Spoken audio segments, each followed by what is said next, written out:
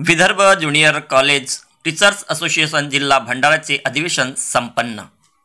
आमदार नरेंद्र भोंडेकर, आमदार अभिजित वंजारी, आमदार सुधाकर अडबले यांची उपस्थिती।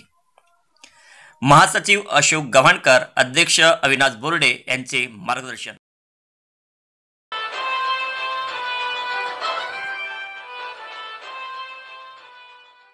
नमस्कार, यूएस दस्तक यूट्यूब चॅनलमध्ये आपलं सर्वांचं मनापासून स्वागत। मी उमेश सिंगंजुडे आणि आपण बघत आहात यूएस दस्तक।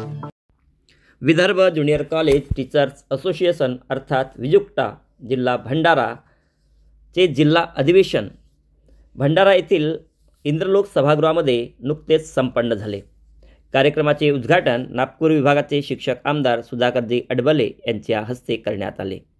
कार्यक्रमाच्या अध्यक्षस्थानी विजुक्ताचे अध्यक्ष सन्माननीय डॉक्टर अविनाश बोर्डे, तर प्रमुख अतिथी म्हणून भंडारा विधानसभेचे आमदार नरेंद्रजी भोंडेकर, पदवीधर नागपूर मतदारसंघाचे आमदार ॲडव्होकेट अभिजित वंजारी, भंडारा जिल्हा परिषदेचे अध्यक्ष गंगाधरजी जिपकाटे, विजुक्ताचे महासचिव सन्माननीय डॉक्टर अशोकराव गव्हाणकर, विजुक्ता केंद्रीय कार्यकारिणीचे उपाध्यक्ष डॉक्टर ज्ञानेश्वर गोपाले, नामदेवराव घोडसे व केंद्रीय कार्यकारिणी सदस्य प्राध्यापक सईन कोपरे, विजुक्ताचे भंडारा जिल्हा अध्यक्ष प्राध्यापक मार्तन गायधणे, कार्याध्यक्ष संजय लेनगुरे, सचिव प्राध्यापक अशोक गायधणे, सुधाकर देशमुख विचारपीठावर उपस्थित होते। कार्यक्रमाची सुरुवात विद्येची देवता सरस्वती माता व आधुनिक विद्येची देवता सावित्रीबाई फुले व स्वर्गीय अरुणजी चौधरी यांच्या प्रतिमांना माल्यार्पण करून झाली।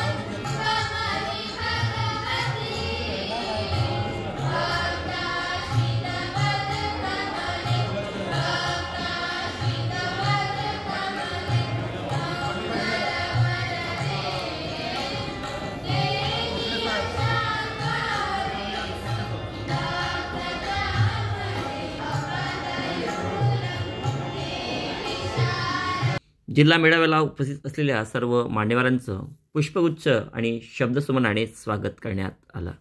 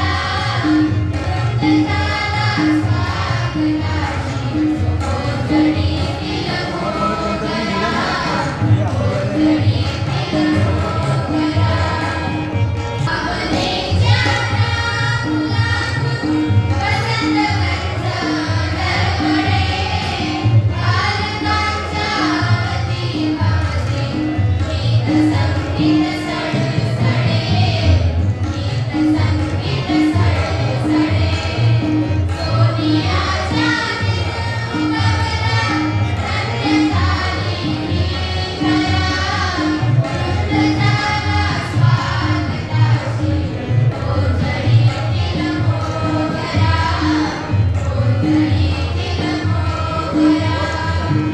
कार्यक्रमाला उपस्थित झालेले उद्घाटक, अध्यक्ष व आमदार यांचं Vidarbha junior college teachers association जिल्हा भंडाराच्या वतीने पुष्पगुच्छ, शाल, श्रीफळ देऊन सत्कार करण्यात आला। कार्यक्रमाचे प्रास्ताविक जिल्हा अध्यक्ष सन्माननीय मास्टरराव यांनी केले। त्याचबरोबर विविध मोर्चे, उपोषणे, धरणे, आंदोलने करून संघटनेने आपला लढाऊ बाणा सिद्ध केला।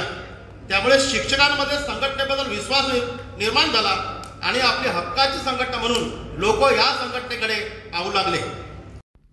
यावेळी पदवीधर आमदार अभिजित वंजारी यांनी उपस्थितांना मार्गदर्शन केले। ते म्हणाले, शिक्षण क्षेत्रातला कुठलाही प्रश्न असला की त्यांच्या डोक्यावर आठ्या पडल्या की पडल्याच त्यांना असं वाटतं की आपण या समाजावर उपकार करतोय, आपण या शिक्षण वर्गावर उपकार करतोय, पगार देणं म्हणजे आपण काय करतोय, परंतु ते हे समजून घेत नाही की या देशामध्ये राज्यामध्ये आजही मोठ्या प्रमाणामध्ये जी शिक्षण व्यवस्था आहे, ही शिक्षण व्यवस्था जर कोलमडली तर उद्या चालून गरिबांचे विद्यार्थी, कास्तकारांचे विद्यार्थी, शेतकऱ्यांचे विद्यार्थी हे कुठल्याही शाळेमध्ये जाऊ शकणार नाही। अशा प्रमुख अतिथी म्हणून भंडारा विधानसभा क्षेत्राचे आमदार सन्माननीय नरेंद्र धोंडेकर उपस्थित होते। त्यांनी या मेळाव्याला मार्गदर्शन करताना म्हणाले, बोलता बोलता मला सांगितलं की आमदार साहब आप अपन नीचे कुछ रखनेच वाले नहीं, आणि सगळेचे सगळे जे अप्रोचचे जे काय आहे पदमान्यता अप्रोचचा सगळं सेंट्रलाइज ऑनलाईन वगैरे पद्धतीने करणार आहेत। आणि याच्यात सगळ्यांनाच आहे, मग ते लहान संस्था आला असेल,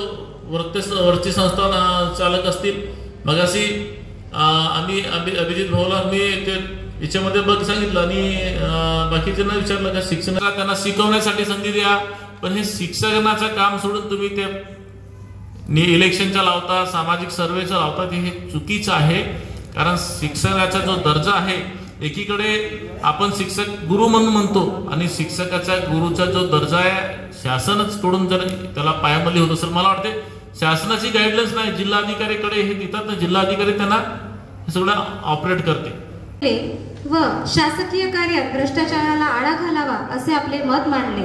तसेच शिक्षकाची भूमिका, शिक्षकांच्या हक्काची बाजू स्पष्टपणे मांडली व शिक्षक भवनासाठी निधीची घोषणा केली। त्याबद्दल फार फार धन्यवाद सर। आपण या कार्यक्रमाला उपस्थित झाले त्याबद्दल आपले मनपूर्वक आभार।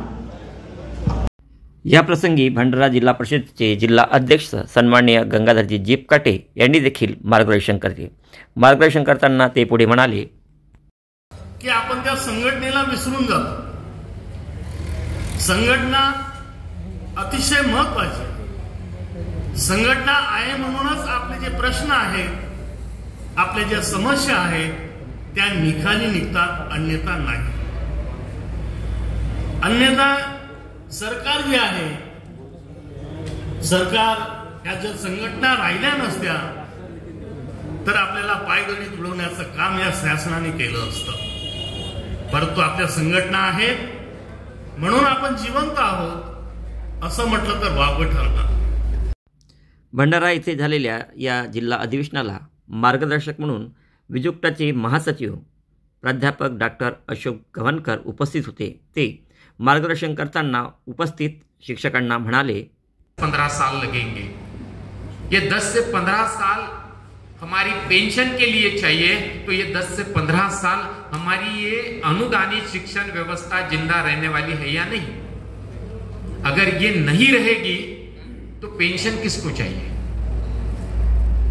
अगर ये रहेगी नहीं, अनुदानित व्यवस्था खत्म करने का पूरा चंग हम जिसको कहते हैं वो पूरी शासन व्यवस्था ने, चाहे सरकार किसी की भी हो, हम उनके लिए झगड़े, जैसे अभी दोनों ने 2 पक्ष रखे थे, हम नहीं कहेंगे कि क्या है, सरकार किसी की भी हो मगर सरकार को अनुदानित व्यवस्था और कम से कम शिक्षकों की व्यवस्था तो चलाना ही नहीं है, ये मान के है। अगर यही व्यवस्था रही, अगर ये नहीं होता तो अभी आप देखिए हमारे संच मान्यता हो गई, और हमारे संच मान्यता में सबसे पहला सवाल कि हमने सबने एडमिशन लिए वो आधार कार्ड पे, सबके यहाँ के एडमिशन आधार कार्ड पे है, मगर शिक्षकों की संच मान्यता जितनी हुई है वो सब की सब संच मान्यता वैध आधार कार्ड पे हुई है। आज गोपाल सर बैठे हैं, गोपाल सर ने अब भी कहा 182 विद्यार्थी इनवैलिड हुए हैं। अगर एक भंडारा के JM पटेल कॉलेज के अगर 182 विद्यार्थी मालूम है, कम से कम 7 टीचर बैठते हैं उसमें, और आज वो 7 टीचर बिना अनुदानित व्यवस्था पे चले जाएंगे। इसलिए ये व्यवस्था को अपने को जगाए रखने के लिए ये व्यवस्था खत्म होनी चाहिए, अनुदानित व्यवस्था रहनी चाहिए। जिस तरह यावेळी विजुक्ताच्या सेवानिवृत्त पदाधिकाऱ्यांचा सत्कार संघटनेच्या वतीने करण्यात आला। प्रामुख्याने प्राध्यापक सिद्धार्थ मेश्राम, प्राध्यापक विनोद मिसाळकर, प्राध्यापक सौ मोहरकर, प्राध्यापक प्रकाश लंजे, प्राध्यापक भगवंत शोभणे, प्राध्यापक ज्ञानेश्वर जांभोळे, प्राध्यापक राजश्री वैरागडे या सेवानिवृत्त संघटनेतील पदाधिकाऱ्यांचा संघटनेच्या वतीनं सत्कार करण्यात आला। या कार्यक्रमाला उद्घाटक म्हणून असलेले नागपूर विभागाचे शिक्षक आमदार सन्माननीय सुधाकरजी अडबले मार्गदर्शन करताना शिक्षकांना म्हणाले, जे जवळपास विधान परिषद 1921 ला अस्तित्वात आली, विधानसभा मात्र 1937 ला अस्तित्वात आली।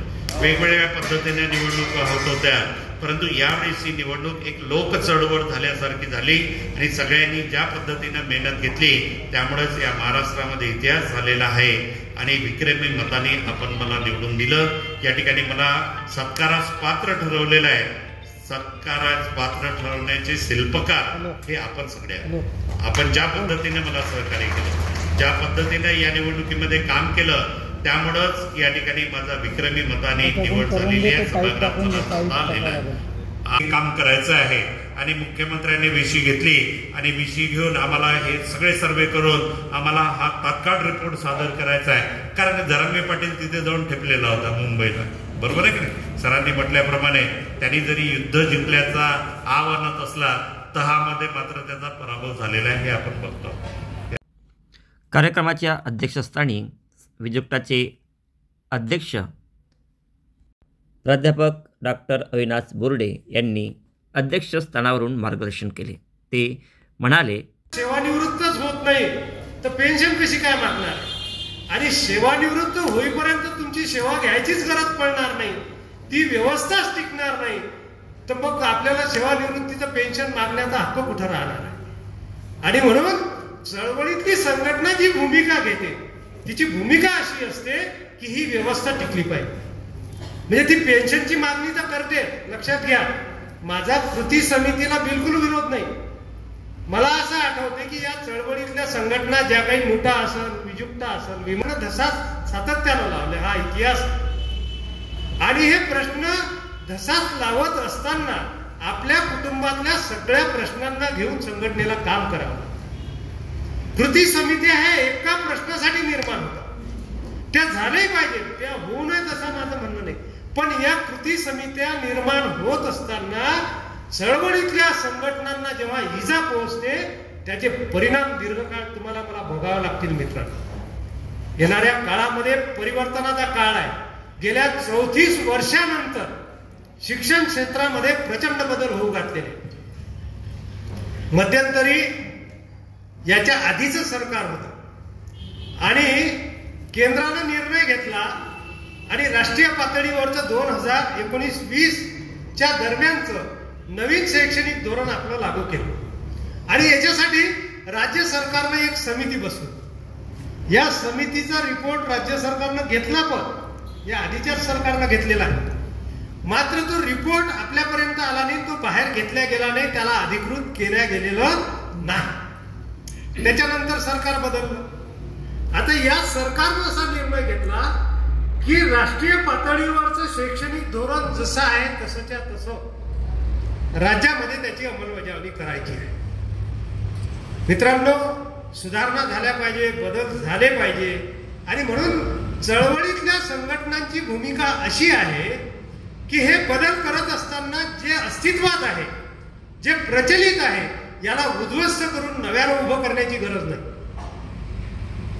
या शैक्षणिक धोरणानं जे प्रचलित आहे, जे अस्तित्वात आहे, याला उद्ध्वस्त करायचं धोरण सरकारचं आहे आणि याची समांतर व्यवस्था कशी ताकदवर होईल। म्हणजे आता आपण पाहिलं की तुम्ही 2 गोष्टीला तुम्ही ही मॅनपॉवर वापरू शकता शिक्षकाची, एक जनगणना आणि दुसरं मतदानाच्या प्रक्रियेमध्ये, कारण की ती लोकशाही ही आपला आधारस्तंभ आहे. याच्याशिवाय शिक्षकांच्या सेवा कशासाठी अधिग्रहित करू नये अशा प्रकारचा उच्च न्यायालय आणि सर्वोच्च न्यायालयाचा सुद्धा निर्णय आहे. परंतु आता परिस्थिती अशी आहे की वारंवार आपल्याला सर्वे करावा लागतो. एक गोष्ट करा, FIR दाखलच करायला लावा, आणि त्याने ज्याला सांगितलं तो तर करू शकत नव्हता, पण तो विशेष दंडाधिकारी म्हणून जो काही SDO होता त्याने एखाद्याचं तक्रार एखाद्यावर तर FIR दाखल करायला पाहिजे, नाही केली. त्याच्यामुळे हे चुकीचे जे पत्र काढतात माजी आमदार साहेब, त्या पत्रावर ते संपलेला विषय करू नका. माझी तुम्हाला विनंती आहे या निमित्तानं की तो जो ते पत्र काढलं त्या पत्राचा समाचार सभागृहामध्ये निश्चितपणे घेतला गेला.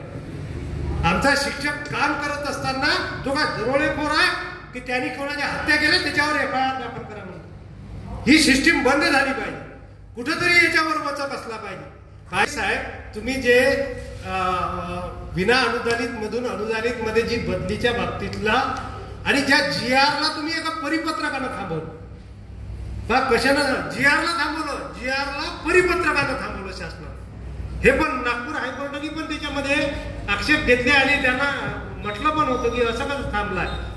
तर आम्ही तो नंतरचा भाग झाला. त्याच्या आधी आम्ही त्यांना म्हटलं की या राज्यामध्ये विना अनुदानित अनेक संस्थांमध्ये काम करणारे आमचे शिक्षक गेल्या 10 वर्षापासून काम करतात आणि तुम्ही मूल्यांकन थांबून याला स्वयंअर्थसहाय्यित घोषित करा अशा प्रकारचं पत्र काढलं. 1 मे काहीतरी तारीख होती आणि मला असं वाटतं की 1 मे 2020 की 21 अशी तारीख दिली होती. तिथून सगळे स्वयंअर्थसहाय्यित असा तो भाग होता.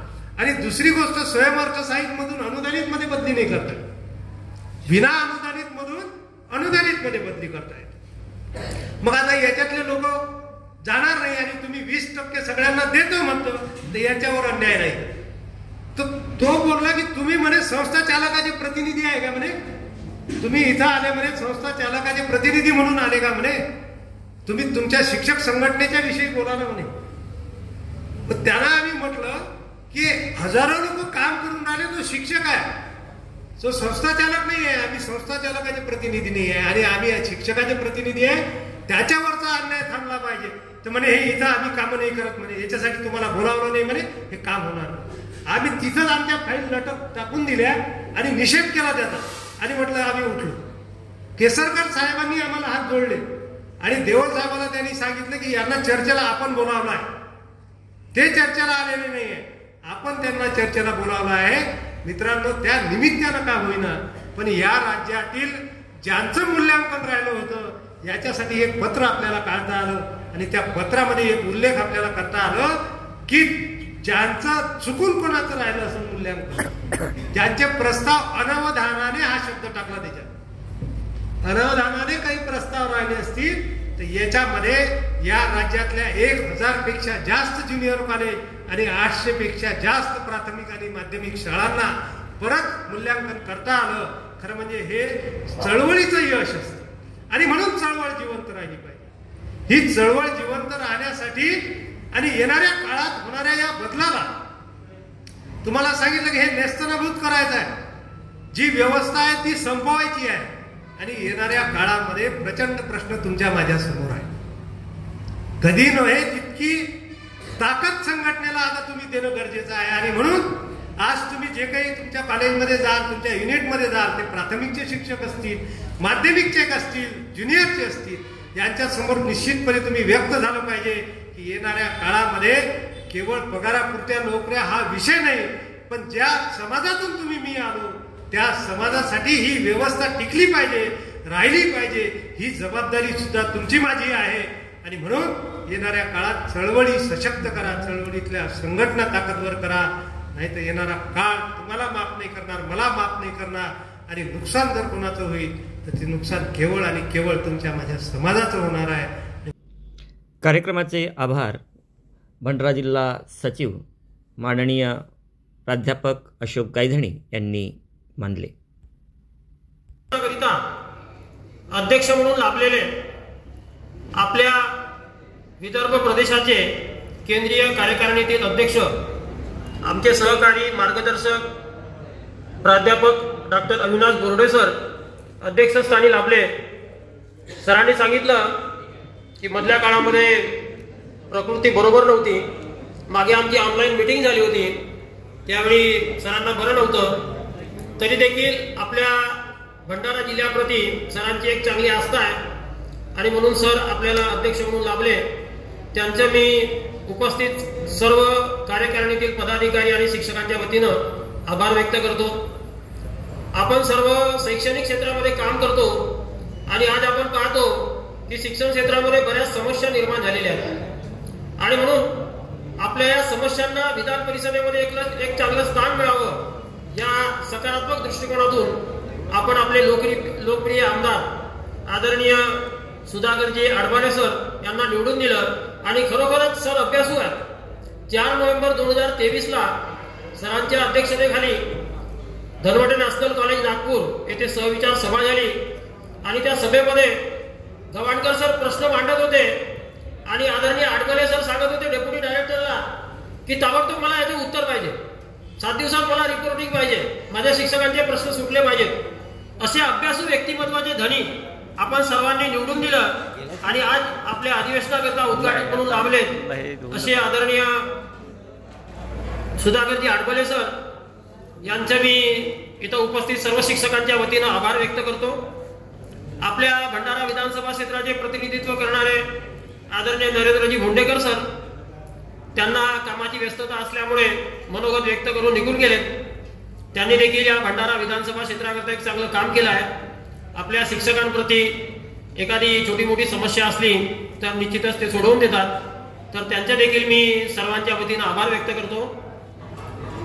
आपल्या पदवीधर मतदारसंघाचे प्रतिनिधित्व करणारे आमदार आदरणीय ॲडव्होकेट अभिजितजी वंजारी यांनी आपल्या मनोगतातून आजची जी शैक्षणिक एकंदरीत परिस्थिती आहे ती मांडली आणि अशा विपरीत परिस्थितीत देखील आमदार म्हणून आम्ही एक चांगली भूमिका सभागृहामध्ये मांडण्याचा प्रयत्न करतो आणि आपल्याप्रती आस्था दाखवली.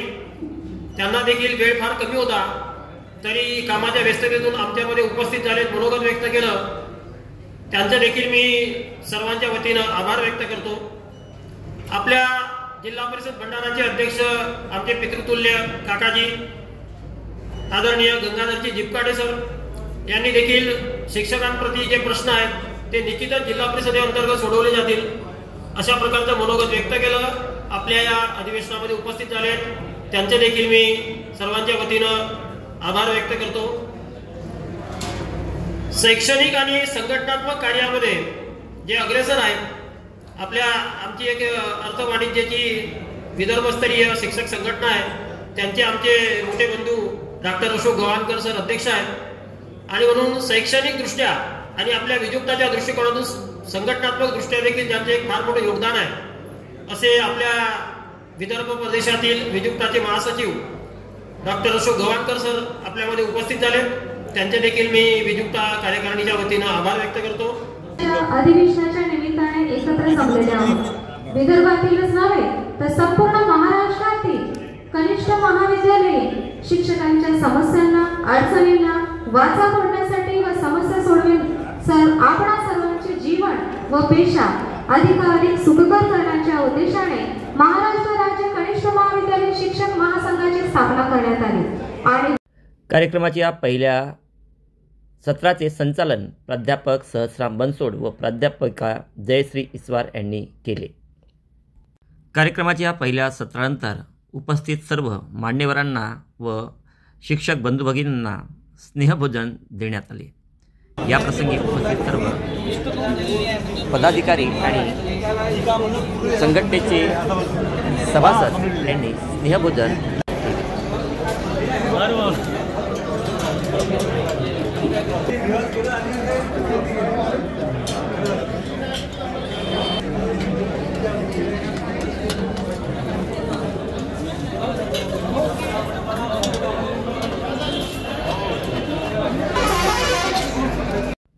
स्नेहभोजनानंतर दुसऱ्या सत्राला सुरुवात झाली. दुसऱ्या सत्राच्या अध्यक्षस्थानी सन्माननीय अशोकराव गव्हाणकर उपस्थित होते. या कार्यक्रमाचे संचालन कार्याध्यक्ष संजय लेनगुरे यांनी तर आभार प्रशांत सेंडे यांनी मानले. या कार्यक्रमात सन्माननीय अशोक गव्हाणकर यांनी उपस्थित शिक्षकांच्या शंकांचं निरीक्षण केलं आणि त्यांना योग्य मार्गदर्शन केले। कार्यक्रमाची सांगता राष्ट्रगीत जनगण मन या गीताने झाली आणि विदर्भ ज्युनियर कॉलेज टीचर असोसिएशनचं हे जिल्हा अधिवेशन यशस्वी झाले। या कार्यक्रमाला भंडारा जिल्ह्यातील विविध पदाधिकारी आणि शिक्षक बांधव मोठ्या संख्येनं उपस्थित होते। आणि तेही वर्षाचे पुरा 12 महिने होतील तर 15 दिवस। समजा मी 8 वर्ष एचएम राहिलो सर, मी 8 वर्ष एचएम राहिलो, परंतु शेवटच्या वर्षात माझी सेवा 7 वर्ष 11 महिने झाली, पण मला 12व्या वर्षाचं बेनिफिट नाही मिळालं सर।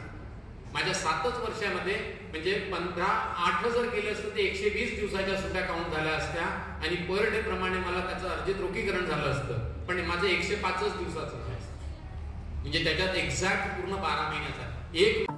अशाच महत्त्वपूर्ण घडामोडी जाणून घेण्यासाठी आमच्या EVS दस्तक YouTube चॅनलला लाईक, सबस्क्राईब करा आणि पुढील व्हिडिओचं नोटिफिकेशन मिळवण्यासाठी बेल आयकॉनला प्रेस करण्यास विसरू नका। धन्यवाद।